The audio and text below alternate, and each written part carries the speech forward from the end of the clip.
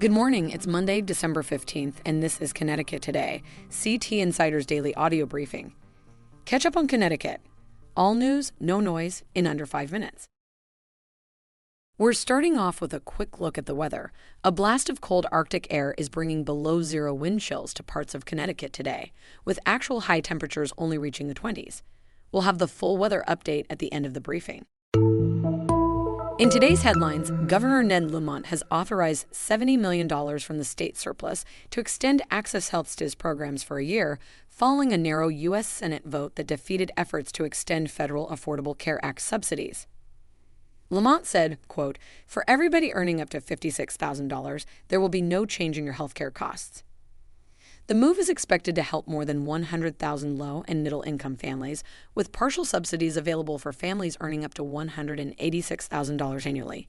State leaders say the funding comes from a $500 million contingency fund set aside for federal cuts, and most residents have until January 15th to decide on insurance during open enrollment.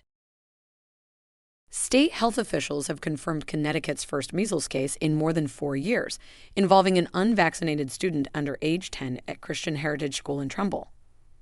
According to the Department of Public Health, 8.5% of students at the school had religious exemptions for required vaccinations in the 2024 to 25 school year, and 0.8% had medical exemptions. The child had recently traveled internationally and began showing symptoms several days later. Families with unvaccinated or undervaccinated children have been told to keep them home through December 25th. Connecticut remains one of the most vaccinated states, with 98.3% of kindergartners receiving the measles, mumps, and rubella vaccine this year. A major water main break in Waterbury has left most of the city without water, forcing businesses and schools to close. The Connecticut National Guard has been called in to help distribute bottled water, and city officials say the 36-inch transmission main collapsed after an earlier break last week. Restaurant owners like Tony D'Amelio of Verdi say the timing is especially tough during the busy holiday season, with many events canceled. Mayor Paul Pernaruski said the city is working to restore water as soon as possible, and fire protection is being maintained with help from surrounding communities.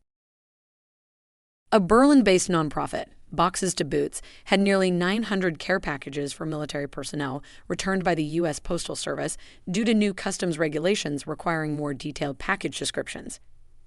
U.S. Senator Richard Blumenthal has announced plans to introduce the Support Our Troops Shipping Relief Act of 2025, which would require the Postal Service to treat care packages to overseas military bases as domestic mail and simplify shipping requirements.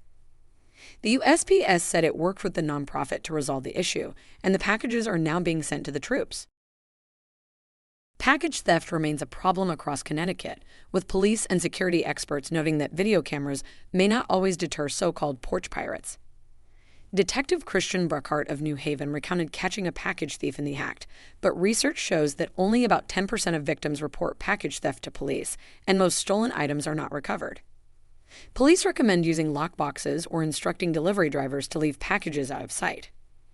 Hartford has launched a task force to address package theft, using targeted patrols and undercover operations. Turning to sports, the UConn men's basketball team is set to begin Big East play against Butler on Tuesday. UConn is 10-1 and has matched top programs like Duke and Arizona with 4 Quad 1 wins this season. However, the Huskies will have fewer opportunities for high-profile wins in conference play, which could impact their NCAA tournament seeding. Coach Dan Hurley and his players say they are focused on building their resume and navigating a challenging league schedule. And now for the full weather forecast.